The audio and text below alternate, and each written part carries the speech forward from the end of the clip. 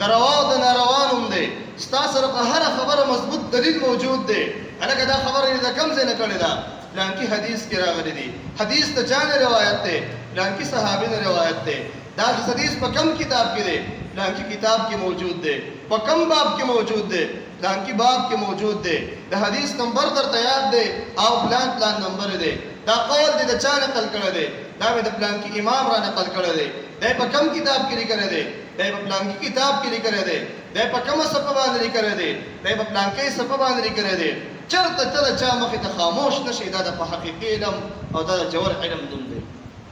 چې ستا سره دا څوک درنه تپوس وکړي او ستا سره جواب دی نو دا جوهر علم نه دی جوهر علم دا دی جوهره مطالعه وکړه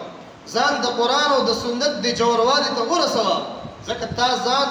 وزګار کړی مدرسې ته دی او مدرسه تا له حقیقي علم درکوي